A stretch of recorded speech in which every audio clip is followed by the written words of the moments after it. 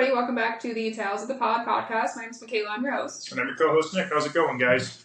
So this week's episode is going to be a little bit different. We're going to do a movie review rather than talking about our favorites of whatever topic we pick. Yeah. We actually just recently saw the new Shudder original that was in theaters, Late Night with the Devil. Mm-hmm. It came out, I think, March 22nd, and it'll be on streaming services, Shudder specifically, I think, first week of April. Yeah, I can imagine to be there pretty soon on Shudder, once the theatrics or the theater debut is done. But yeah, definitely go check it out either in theaters or on streaming services. It's definitely worth a watch, and I'm super proud of Shudder for getting a theater release. Same here. That's pretty cool. And they had a lot of, you could see in the beginning too, they had so many different production companies contributing to it. They probably tried so hard to get an independent movie in theaters. Sure. They had so many different companies funding and all that good stuff. Uh-huh. And it was a good movie too. It was directed by Cameron and Colin Carnes. And it stars David Dastmalchian.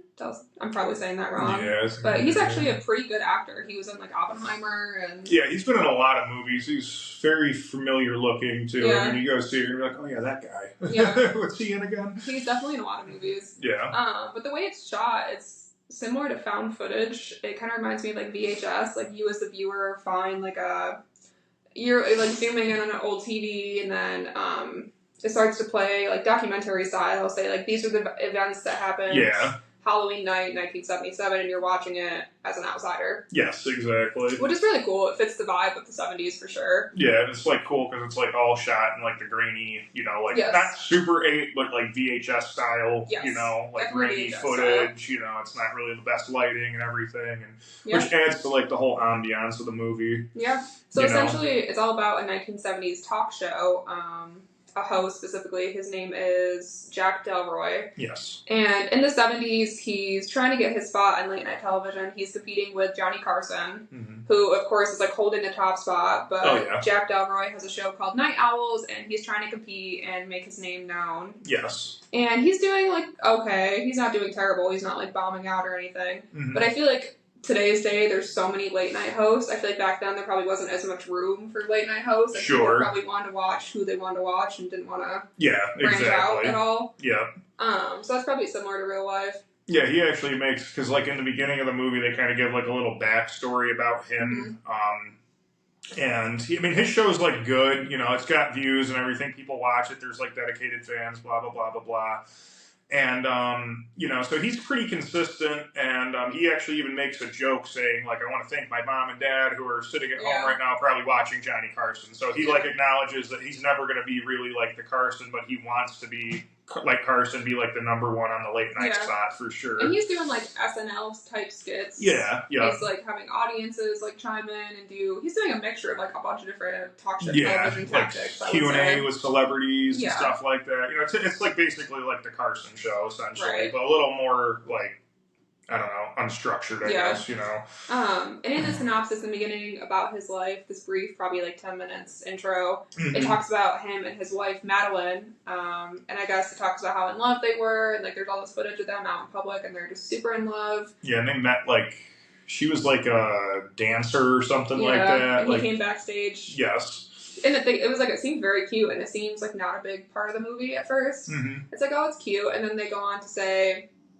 that his wife had gotten sick. She inevitably got lung cancer, which she never smoked a day in her life, essentially. Yes. And then it shows he did an episode with her, and she looks super sickly. She's definitely on chemo or something. Oh, yeah. And it was one of his better rated episodes, but he has her on as a guest, and they kind of talk about their life together, and it's very emotional. Yeah. And then she passes away, and he takes maybe, I think they said a month at most. He takes a little hiatus, and then he comes right back, and everybody was shocked. Everybody's really? You only need a month to so it was kind of back? A little weird, and then it's from then, though, it kind of went downhill. He started losing. He was up at I don't know, I think it showed it, he was Carson's number 1, and he was number 8 or something. Yeah. But then after that episode with his wife, and then she passed, it's just he was at number 34. He's falling way down. So that leads us to that the Halloween episode that the movie is about. Yes, exactly. So then it kind of flips to what would be considered present day in the movie. Mm-hmm. And he decides Halloween night to just start doing some creepy, weird shit that he doesn't normally do. Like we said, he usually does like skits, like Q&As with celebrities. Yeah, he's trying to get his ratings back up. Yes. And, what better way to do it than like on Halloween night you have like a spooky episode. Yeah. Exactly. He actually, decides to do a special occult-themed episode on Halloween night. Mm-hmm. And the rest of this movie is basically just what's like salvage film from this episode. Yeah, it's like I don't know what the heck they call that, where it's like the lost episode. Yeah, like you hear about like lost episodes or deleted episodes or banned episodes of shows. This is technically that, Yeah, and it starts out, everyone's wearing a Halloween mask. It's trying to fit the Halloween vibe, and they're kind of doing innocent stuff. They have like a Halloween parade. Yes. And then, he starts bringing out the guests, and it kind of takes a more sinister turn throughout the movie. Mm-hmm. But the first guest he brings out is a psychic named Christo. Yes. And he's a fraud. Yeah. Like, he's trying, he's reaching, he's saying... If anybody's ever seen a psychic or seen a clip of a psychic, like, just fishing, you know exactly what this is. Yeah. They're like, oh, there's, like, an Ed in the audience. Yeah, like a very broad super name. common name, yes. John, or, there's... very exactly. basic names. Or a Jim. And he goes up to somebody, and I think he got his wife's name right, and she's the psychic, Christo, is like, oh, she's passed on, right? He's like, no, she just left me. Yeah. It's kind of funny, too, because, like, the guy was giving it back to him, kind of. Yes. Like, he was, like, making a whole joke about, like, how he's a fraud. You can see, like, it's really upsetting, the Christo guy. Yeah, he's getting very upset. Yeah. It's definitely a hit to his ego. Yes. And he's a very eccentric psychic. I mean, he's doing the readings, he's, like, grabbing his head. Yeah, he's very theatric about it. Yes. And then he ends up, I guess, preying on, like, a mom and daughter, and he gets the name, I think it's Eddie. Mm-hmm. He gets right and gets to see that their son unalived themselves, and he was getting some information from that. And kind of just preys on them being... Yeah, and that kind of, you're kind of like, okay, maybe he is, like, a real psychic, because he does, like, these people are, like, moved by what he's saying and everything like that. Visibly moved, and then the host, Jack, you could see, like, kind of, like, the relief on his face almost. He's like, okay, this is kind of working. Yeah, like, exactly. I'm going to get some views from this. Right. And then what I think is interesting is after this, you think he's a fraud and all that, and then he starts to kind of just have like this, I don't know, like just a meltdown essentially, and saying that there's another voice coming to him, and he keeps saying many, many, and no one in the crowd's saying anything, no one's taking ownership to this name, nobody knows anyone named Minnie. Yes. And he's just kind of like freaking out, saying, his head. Yeah, and his like nose is starting to bleed too and everything like that. So you're like, okay, maybe he's not a fraud, maybe he's really picking up on something, like that. And it's funny, because like throughout this whole movie, every time something goes like array or whatever, they're like, okay, cut to commercial break. Yeah, so like, and it's cool too, because like in the movie, they'll cut to the commercial in the film, so you'll like be waiting for like, I don't know, 30 seconds, but then there's like also like behind the scenes footage that they play too, like showing like what's going on, like what's happening. And they're all running around getting the next guest ready, but this Christo, he's still, like, he's not in acting anymore. He's not like trying to play this up. Yeah, like he's still, clearly disturbed. He's clearly distraught over whatever this entity was. Right. They come back on screen, and I'm pretty sure it's right then. He has his next host out. So he still has Christo, and then he has a next host who is a skeptic. Yes. And his name is Carmichael, and he's a dick. Yeah, he's kind of nasty. You're not going to like him the whole movie. So he's out there, and he's kind of like a con man, former magician. Like, he'll pickpocket you, things like that. Yes. Just adding to the fun. But I think it's cool whenever something like spooky has a skeptic there. I think it adds a whole sense of realism, because if you have a skeptic there, they're going to call everything out. Oh, yeah. Say, that's fake, that's fake, that's fake. Yeah, and he does too, which is cool. He does. Yep. And then the host, Jack, kind of opens up while they're all sitting there and says that Minnie was his private name for his wife. Yeah. So, but the skeptic immediately is like, no, you probably told him that. Yeah. That's a lie. That's not real. Yeah, exactly. And he goes up to the people that were in the audience. So that Christo guy was going up to these people that the mom and daughter. Yeah, that had like they were crying and really moved by it and everything when he was saying to them.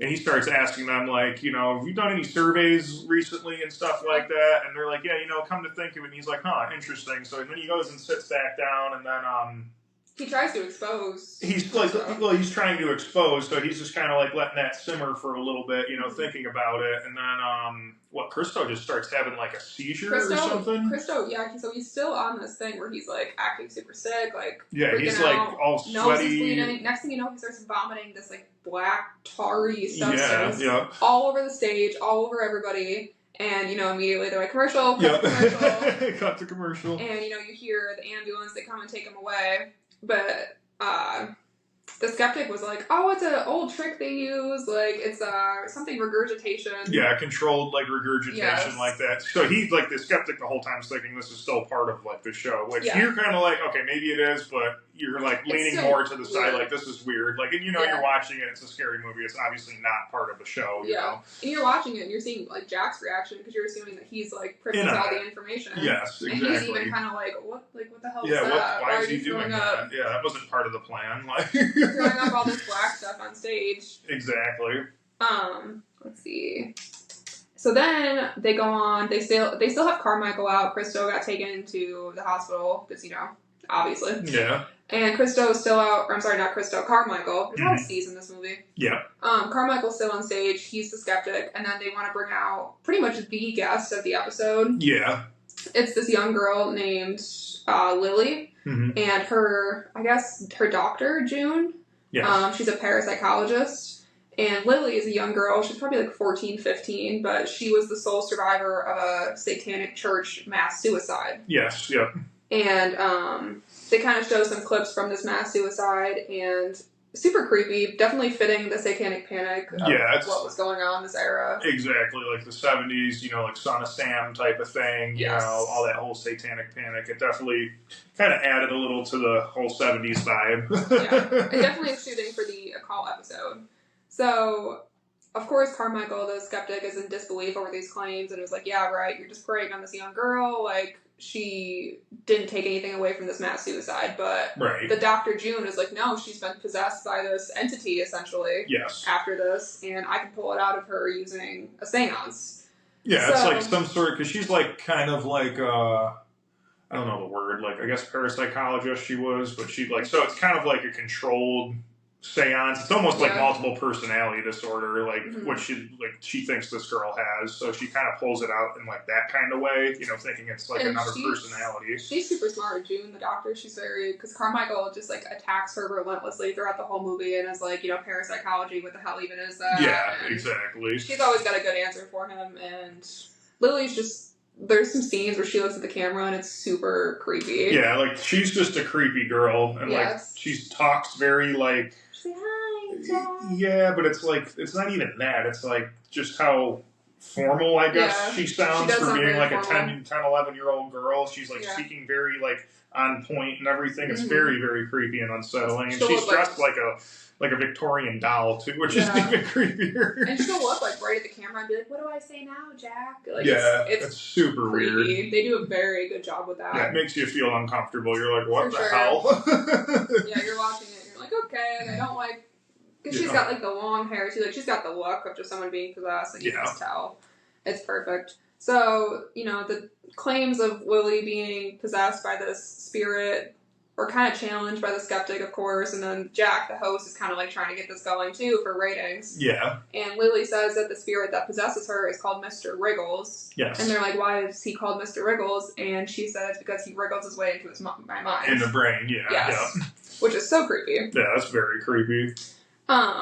And the doctors repeatedly like, no, we're not doing a seance on TV. Like, this demon specifically loves an audience, loves a show. Yes. We're not doing this. Yeah, what's the demon's name? It's like Basto or something like that. Yeah. And it's kind of cool, too, because the skeptic, at the same time, he knows about this demon because he's a magician, and I guess this specific demon is where magicians get the phrase abracadabra from, and it has something to do with his name, and it's like the limelight and stuff like that. Showman, being like, giving people, showing off, essentially, So, I mean, ideally, your first instinct would be like not to bring this demon on TV. So I don't know, because it's weird, because the Dr. June seems to be so protective, but at the same time, she still brought her on a TV show. Yeah, like she's still exploiting her, but bringing her out here like this. Right, and she's kind of apprehensive the whole time too. When she's, and I guess her and Jack, they kind of have like a little like a thing going on, like a love affair or whatever you want to call it, and he can kind of manipulate her. Yeah, and he's kind of like manipulating her, like, Yeah. no, we got to do it. You know, this is great for the ratings and stuff, and he's just so dead set on like getting back up there, you know, to number one, He's you know, at just, all like, so costs, thirsty. essentially. Yeah. He's so thirsty for any like approval, and of course they have the, I don't know what they would be called, I guess like producers in the audience who have the ability to either approve him for more seasons or approve his rating or whatever. They're in the audience and they're watching the show. Right. So his manager is like, we need to make this good, like the people are watching, like they're gonna basically make you Carson or they're not gonna make you Carson, you know? Right, exactly. So after some back and forth between the skeptic and Lily and June, they decide to do a controlled seance on TV, but, you know, the doctor's like, we need to do this under very specific circumstances. She needs to be essentially tied to the chair. Right. The audience can't say a word. Yeah, they can't be like, it's got to be like very controlled. Yes, very controlled situation. So this is probably the best part of the movie, I would say. This is a really good part. Mm-hmm. The young girl, Lily, she's tied to a chair like this. And it doesn't take much to get this demon out. I mean, she only holds the seance for a few minutes and is basically like, you know, who am I talking to? And Lily, just her whole face changes. And of course, it's so crazy because it's on TV in the audience. You can hear all the gasps. When her face changes and she's an obvious demon. They're all like, yeah, and like you can hear like Jack like telling them to be quiet and stuff like that, and even June saying to the audience like, she's like doing this with her hand. Yeah, like you know, looking at them and like going like that, like you can't talk, you know. Which I wonder if that's just because it'll provoke the demon more because they love the line. That's what I'm kind of thinking. Yeah, I think she knows that and doesn't want it to be like apparent that there's like an audience watching her. Yeah, because they kind of dim the light, so it looks like it's just the two of them there, and then the demon does take notice of the audience. It's like, who is all these people? Yes. And starts saying some, like, super vulgar things. If you've ever seen a movie where someone's possessed, you know what I mean. Yeah. Demons just say the craziest, most they say all this stuff, you know, and they're, like, exposing secrets and stuff like that. And she's, like, really creepy because, like, her head goes down, and then, like, it's kind of cool the way she's doing it because it's, like, regression hypnosis is the way she's pulling the demon out. So she, like, slumps, and then she, like, comes to, and her face is, like, you know, it's got, like, a cut, like, on her lip, and her eyes are, like, yellowed and stuff like that. So she's clearly, like, there's something... It's not multiple personality disorder. No, like she's physically changed, you know. It's not like a voice change or anything like that. No, she's all pale. I mean, you could tell. And she's knowing things that she should know. And she calls out the Dr. June for having a crush on Jack, having a relationship, whatever. She's like, oh, she thinks you're very handsome, Jack, and and then she goes on to call out Jack specifically. Yeah, it's kind of creepy too. It's super creepy because she's like sitting there like this, and Jack's kind of sitting in the back, and she turns and looks right at him and is like, "We've met before." Yeah, we met you at the Grove, Jack. It's been a long time. Or what'd she say? It was like, it's been a while, Jack. You know, she said something like, "It's been a while, Jack," and then he said, you know, like in like the late night trying to make a joke, he's like, oh, I don't believe we've met. Yeah. And she's like, we met above the tall trees. Don't be a jerk or something like that. Yes, like, you know who I am, essentially, is what so you're kind of like, at that point, now you're like, okay, there's something going on here. Because, like, in the beginning, they talk about how he was part of the Bohemian Grove out in California. And we'll get into that a little bit more at the end of the synopsis of the film. But watching that, I'm like, what the hell? I'm like, did he, like, the whole time I'm thinking he summoned something just to get ratings. That's what I'm thinking. You know, yeah, that's what I'm thinking. He did all of this. He was like, I'll talk to whatever demon wants to talk to me. I just want ratings for the show. Right. So I went out and I held a seance myself. I did whatever among the tall trees. But it's just it's very creepy the way she says it. Yes. And, of course, the skeptic is still sitting there and he's just, you know, unfazed by it. He's not real. Exactly.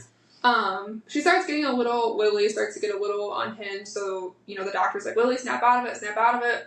They get her to snap out of it, and she's back to normal. They unhook her. They go to a commercial break. Mm-hmm. And over the commercial break, the manager informs Jack that Christo, the psychic, actually died at the hospital. Yeah, he, like, puked his guts out, I guess. Like, you know, so there was something clearly wrong. He wasn't faking that part of it, you know. And then you also find out, Carmichael, the skeptic, goes back up to that, the lady and daughter that had the person unalive themselves that Christo was talking to and was really moved by. He goes back up to them and was, like, asking them more questions about, like, you know, the survey they took and everything. And they were like, no, general questions, you know, just, like, husband-wife stuff. He's like, okay. And then he's like, do you remember who gave you that survey? And the one lady's like, Oh yeah, actually, it was the lady who came out and grabbed Christo, and he passed out. So you're like, okay, so this guy's clearly a con artist, but something really did happen to him, though. Like some spirit got inside his mind. I guess he was calling out, and something came. That's what I'm thinking. I'm thinking he put himself out there as like being vulnerable, and when you put yourself out there like that, like talk to me, spirits. I'll translate the message. Something's gonna come. Yeah, exactly. Whether you're real or you believe in it or whatever or not, I mean, it's gonna come. Yeah, something got to him. And maybe they didn't like being mocked. Maybe they didn't like him. Yeah, that could be it too. Or it was just the vibe of everything with all that high energy being there, with Lily being there and everything else. Maybe it was just the vibe that he was more susceptible to something. But my jaw dropped when they said he died. I was like, what? He died? Like, it's just so... And then, of course, they hide it from everybody. They're like, don't tell the past. Don't tell anybody. Yeah, don't tell it. So it's like only Jack knows and the manager knows. Yeah, nobody else. Nobody knows. They don't tell the skeptic. They don't tell anybody, which is so crazy because everybody would have given up and left at that point. Oh, yeah, for sure. They would have been like, no. The audience, too, would have been like, I'm super uncomfortable. Let's leave. Right. So they come back from commercial break, and they're basically asking the skeptic Carmichael, they're like, how do you prove what you just saw then? You just saw what a girl get possessed, essentially, and she showed us the demon. Yes. And he's so cocky, it's annoying. He's like, hold on one second, and he pulls, it's kind of like, I don't know if Carson had this, I've never seen Carson, but you know how like Jimmy Fallon has a band? Yes. So it's like the main guy from his band. They use him as a volunteer. So the skeptical Carmichael, he calls the guy from the band, and he's like, I'll use you as a volunteer. And he's like, I'll show you all how she just did that. It wasn't real. She wasn't actually possessed. I'll show you all how to trick, basically, an audience. So he sits down. He does, like, the classic thing with the stopwatch. Yeah. Like the pendulum swinging with, like, the Twilight Zone-esque vibe in it. Yeah, it's got, like, the spinning, like, black and white, pinwheel type of effect in it. And it's cool, too, because, like, it's showing it, like, he's like, okay, I want you, because it's, film, so he's like, the audience, too, I want you at home watching the pendulum, so now you're, like, watching it, and you're kind of like, I don't know if I want to watch the pendulum, you're kind of, like, trying not to look at it and stuff, I mean, obviously nothing's going to happen, you're not going to get hypnotized like that. It is funny, that. I like movies that, like, involve the audience like that. Yeah, so it's kind of cool, like, how they involved even you, the viewer, watching the movie, too, it's cool when that happens. And he tells everybody, Jack, Lily, the Dr. June, they're like, all of you, like, look at my watch, look at the screen, and they're like, we're looking at it, Carmichael, we're watching it on TV. Yeah. And he's, like, doing it back and forth, and he does the whole, like, okay, you're getting more sleepy now when I snap my hands. If anybody's ever seen, like, a hallucination when you put somebody underneath. Yeah, hypnosis.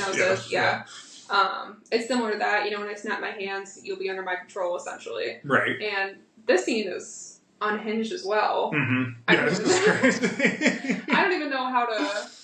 But Carmichael comes out and he tells the volunteer, essentially, you're really scared of worms, aren't you? Yeah. And the volunteer's like, oh, I'm petrified of worms. Yeah, he's like, I hate them. They're like slimy, and he's like, describing them, I hate them. And then, what's he say? The cut in the neck? He was like, you have a cut on your neck, and the volunteer's like, oh, I cut myself shaving this morning. Yeah. And then he starts pulling on it, and we're watching this, right? And he's like scratching at the cut on his neck, and skin starts to peel off. Yeah, he's like peeling his neck away. Literally peeling his neck away. And worms. Yeah, he's like pulling worms out. He's like, oh my god, I can feel them everywhere. And then he like gets really hot and sweaty, so he unbuttons his shirt, and a worm, like a giant worm, like burrows out of his belly. Yeah. Well, no, he rips his stomach open, and there's like a pile of worms in his hands. He's like, oh my god, he's like freaking out. He's like running around the stage and everything, and then he like runs over to Jack and like this worm like thing. It's like something out of the thing like shoots out of his eye, and you're like, what the hell? And even the skeptic Carmichael, he's like, oh my god, this is not supposed to be happening. What's happening? He's like freaking out. You're thinking like, okay, this is that demon coming through. The demon's possessing him. You're thinking it's real, and it reminds me of that. What's the Goosebumps episode with all the worms? Worms under the bed. Oh yeah, stay out of the basement. Stay out of the basement. There's all the worms under the bed. They're all like creepy and crawly and coming out with him. Like, it's probably CGI, but it's really good CGI. Yeah, it's pretty real looking.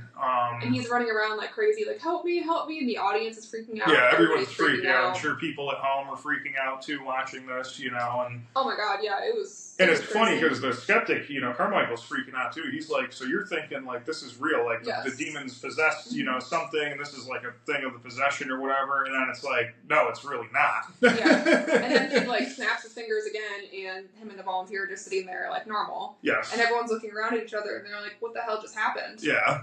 And he's like clapping for, he's like the only one clapping for himself. Yeah. Because everybody's just in awe of what just happened. Yeah, it's insane. And he essentially tells them, if you want to see how June faked this exorcism, roll the tape. Right. So they roll the tape back, and you can see, he has the watch, and he's basically hypnotizing everybody, the viewers, the audience, the cast, everybody, except for himself. Yeah.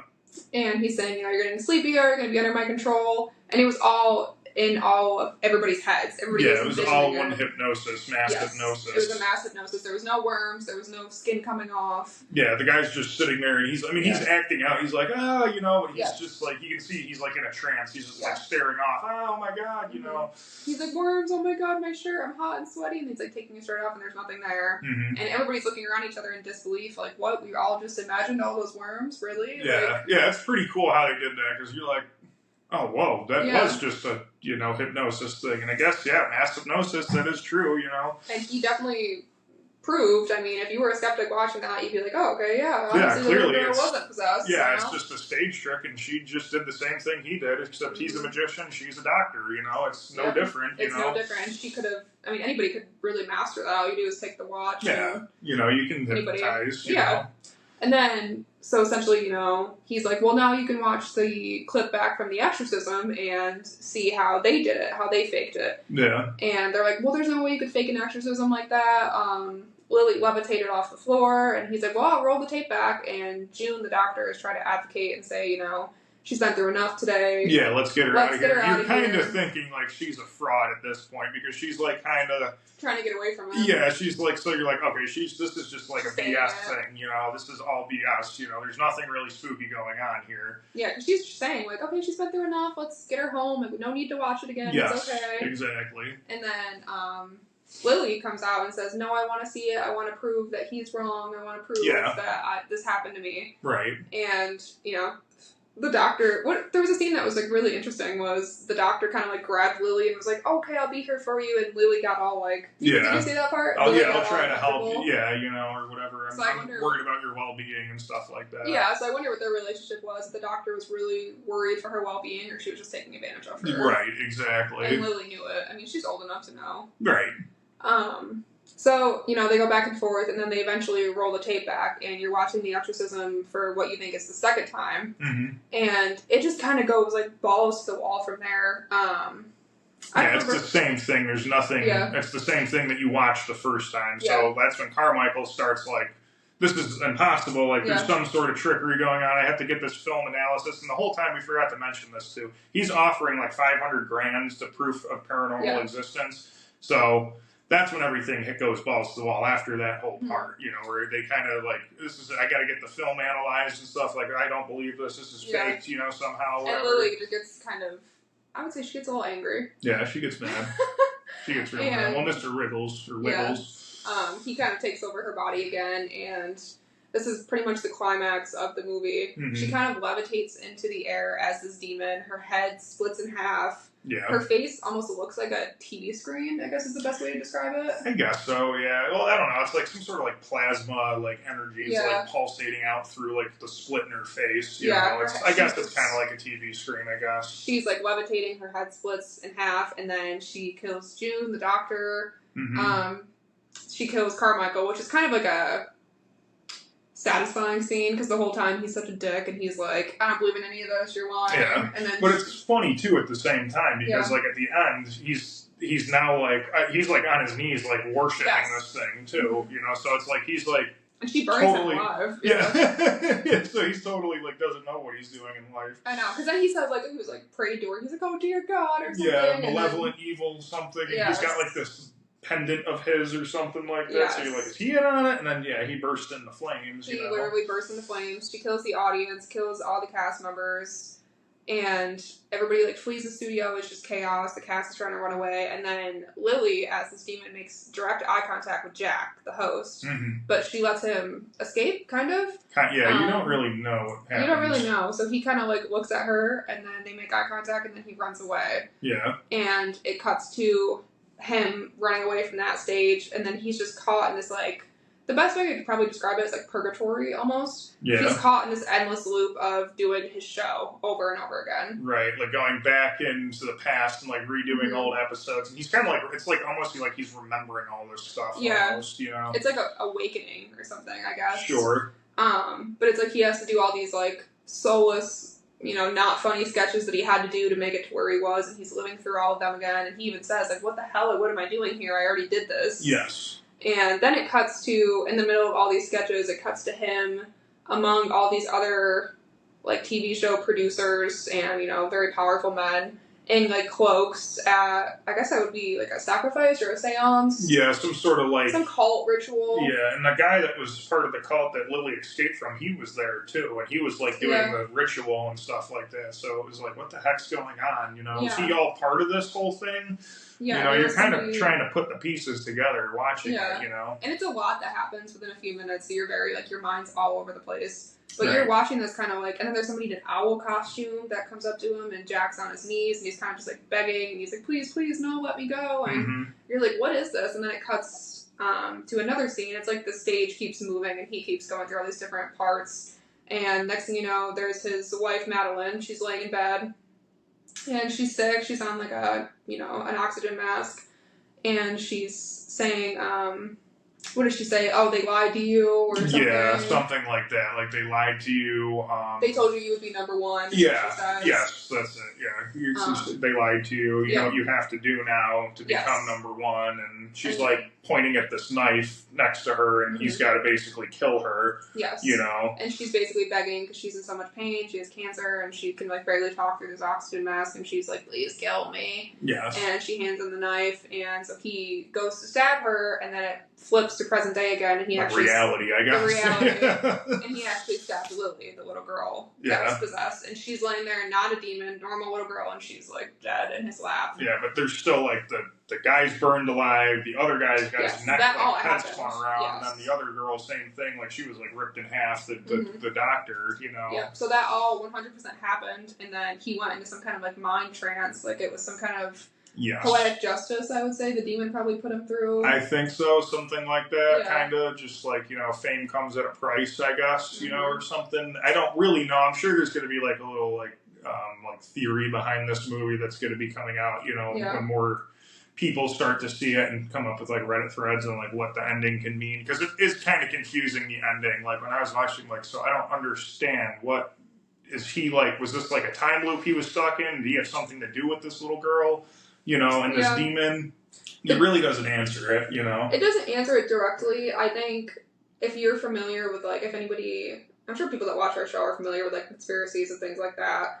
If you are familiar with conspiracies, I'm sure you've heard the term that, like, if you want to be famous, you have to sacrifice somebody or something like that. Sell your soul. So you kind of come to that conclusion at the end between her saying, you know, as the demon we'd met before among the tall trees. Sure. And then her, the wife at the end saying, you know, they told you that you would be number one, you know, you have to do to be number one. Right. And I don't think he knowingly knew he had to kill his wife to get to be number one, but I think these people essentially played him out because he seems like a pretty innocent guy. He seems like it, yeah. It's you don't really know. Again, I don't really know. Like, I think it's gonna have to be like you're gonna have to either watch it a bunch of times or someone like that's way above us gets a Reddit thread going on here and tries to connect all the pieces. I don't really know what to make of the ending. I mean, it was a great ending. It was a great movie. I really liked it.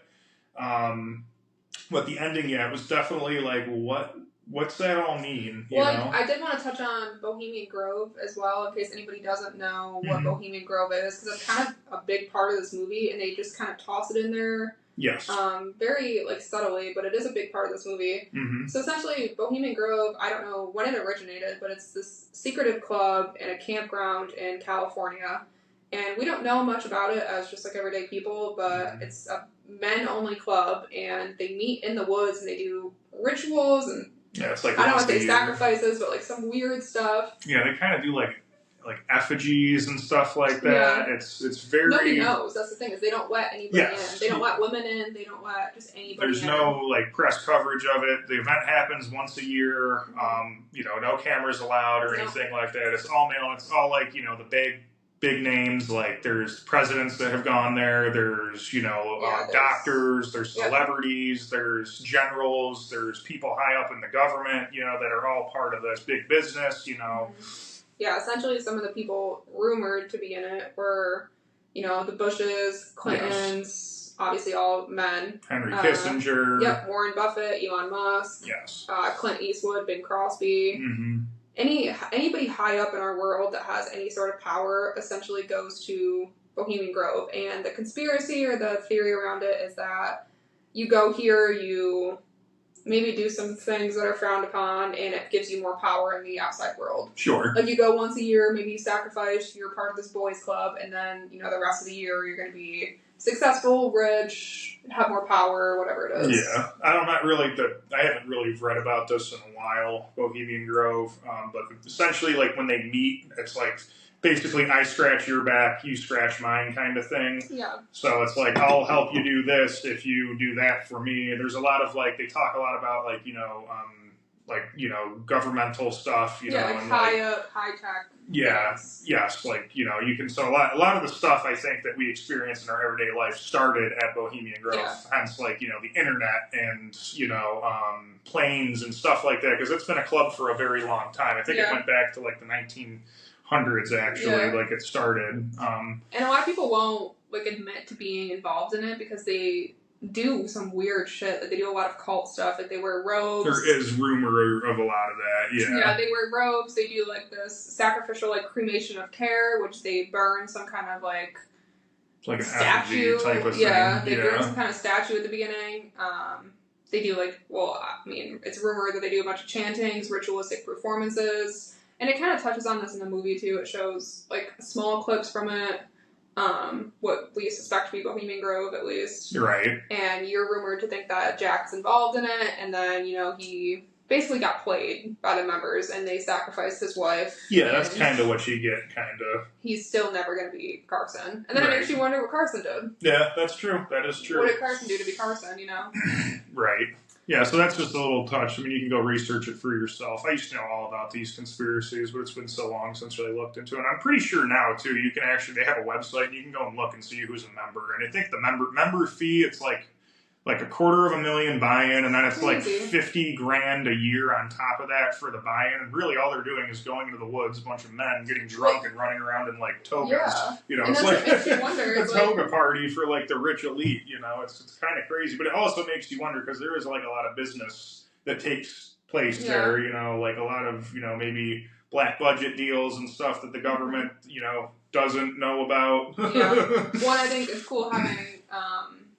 If anybody's into conspiracies, there's a lot of conspiracies that the government has control over media. Yes. So I think it's interesting that they have political figures, but then entertainment personalities. It's right. So what do they, what does Richard Nixon want with Elon Musk? I mean, what would these two people want at the same time? What did Bing Crosby and Henry Kissinger talk about at that time? It gets weird. It's did they force them to be hey, put this in your next movie, talk about this on your show or whatever, and I'll pay you this much, or I'll meet you at this next Bohemian Grove meeting, whatever. Yeah. We don't know. It's above our pay grade, but if you're into conspiracies, definitely go check it out. It's cool. Yes, and this movie's definitely pretty ballsy for mentioning it, I would say. I would say so, too. Anytime you talk about something like that, you're kind of taking a risk, You're for sure taking a risk. I'm sure they received a couple, cease and desist from, sketchy mailing addresses. Yeah, no return to sender option. The woods in California sent them a message. Right. So what I appreciate about this movie too is I think it's one of the very first horror movies to get. It had 100% on Rotten Tomatoes when it first came out. Right. So the critics rated it pretty high. The critics rated it super high. Yeah, all the reviews I could find online were 7.9 out of 10, either 100%, 96%. It did really, really well. Yeah, and I thought so too. I mean, it was definitely a different type of found footage / whatever. I guess whatever you want to call that style. It's not really found footage. I guess lost episode. That could be a new thing we see. Yeah, I saw. I found a couple Reddit posts trying to dive into this movie, but it's hard because it's new. Yes. So it's hard to get a analysis or anything on it. Mm-hmm. But somebody was saying that the real threat in this movie was Minnie, his wife, and it wasn't a demon or a vengeful ghost film. It was her kind of taking revenge on her husband. Oh, which okay. is why Christo in the beginning was like, oh, I guess doesn't the name Minnie mean anything to anybody? And then he got sick and died because she kind of took over him. Okay. So it was kind of like maybe she was the demon. You know, maybe she was taking revenge because she sacrificed her. So she's like, oh, you want to sacrifice me? I'll ruin your show. Sure, yeah. That could be it, too. Just a vengeful spirit, too. Yeah, because that would be his most prized possession would be the show. Oh, yeah. And Halloween night, if anybody's familiar with, like, the folklore of Halloween, it's when the veils between the world are supposedly the most thinnest. Yeah, that's true. So spirits can cross back and forth. So maybe she crossed through and was like, you know, you want to do this to me? I'll go after your show. Right, exactly. Which honestly, queen behavior, if that's true. What would you give this movie? I'd give it. Yeah, I'd probably give it a solid 6.5 to 7.5. Because it is a cool concept. It's not your typical found footage movie. And like I said, it could be a new thing we see with not found footage, but lost episode type of, style of horror, which would be kind of cool. And I thought it was very entertaining the way they were doing the commercial cuts and everything that, and that funny music, they go to commercial break or technical difficulties, they also did that too. And it was like the soft jazz music playing and, chaos is happening, but you hear the soft jazz music, it's a black screen.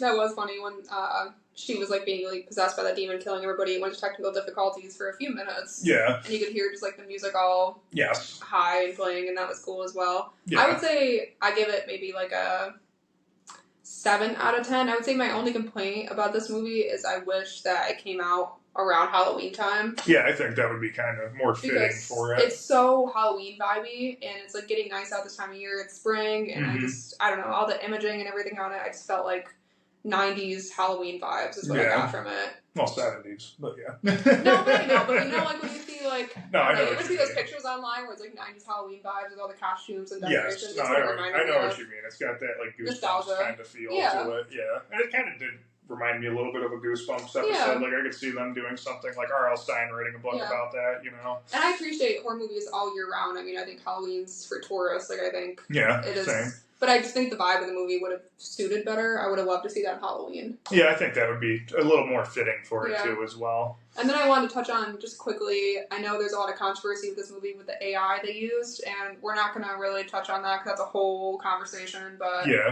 we're rating the movie just for the movie we saw, not for the AI usage. Honestly, I don't give a shit if they use a human or not. I mean, it's literally one little piece of screen. Yeah. So I mean, the idea is that they would have hired an artist but we're rating it for the movie it is, and we just like scary movies, but that's a whole other conversation, the AI and everything like that. Yeah. So what would you give it? Oh, I'm sorry, you already said what you gave it. I would say 7 maybe out of 10. Yeah. Well, what was your favorite part, I guess, of the movie? I don't know. I really liked all of it. I liked Christo coming right out of the bat. That was cool. Mm-hmm. Just the vibe of it. I don't know. I just really like how they're all just sitting around and how you have all these aspects to it. You have a skeptic, you have a psychic, you have a possessed girl, all sitting in the same room. You have a talk show host, a doctor, all these different walks of life. A parapsychologist. I would say when we find out that Christo died too, I was like, holy shit! What is happening? Right? Yeah, you kind of don't really know the whole movie, what's going to happen, because there's a lot of it bounces okay, maybe it's fake, and that's no, it's real. No, it's fake. There's fake. That no, it's real. It's TV. Yeah. They're just making it up. Yeah, I read an article about the people that directed this movie, or wrote it. It was one of the two, and they were talking about how when they would watch late night TV shows in the 70s, how just desperate they felt. I don't know, how the energy was just very desperate for views. It was very just pay attention to me, watch me. And I can see that. They found the more sinister side of that and made a movie, which I love movies that haven't been done before. They're different, they're new. Yes. It's a unique concept. Yeah, it's definitely a unique concept. It's very different. At least I'm sure somebody has thought of it or done something similar to it, but they definitely, I think, did it the best, What is your favorite part when she comes at the end? Her head splits in half? Yeah, how'd you know? No, seriously, that's because I've always just with demons and stuff, I hate how they make them look so biblical, with the horns and everything like that. And it was cool to see it the demon portrayed differently. It's a light being, or it's just pure energy. Because when her head splits open, it's not another head comes out and it's horns and a goat face, doing that or something. Yeah.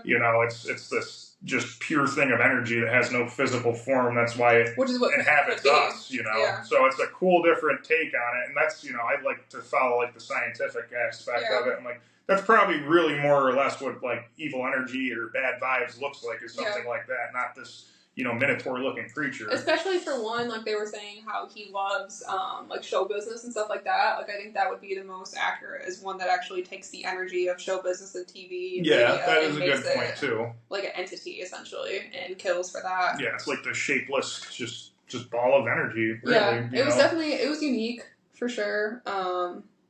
Yeah, I mean, I would watch it again. Yeah, no, definitely go. I would go see it again in theaters, but we got Shudder, so we don't have to go anywhere once it comes out on Shudder. Yeah. I'm thinking we might do another review too of that new Immaculate with Sydney Sweeney too. Yeah, that looks really good. That looks really good. It's got a lot of good reviews, so we'll give a watch to that as well. Do you have anything else you want to touch on? No, I just hope you guys enjoyed the first review. Maybe it'll be a regular thing we do. You know, I'd like come to. out There's like a lot another day of the week doing an episode. You know, we'll do like just our horror movie thing, and then we'll do a horror movie review on a different day. You know, I'd like to. I like talking about movies that I've seen and like discussing them, and there's so many little things you find when you research these movies. Like I saw somebody say that Carmichael the Skeptic was dressed like the devil, like intentionally, which I didn't realize. I didn't pick up on the first time watching it.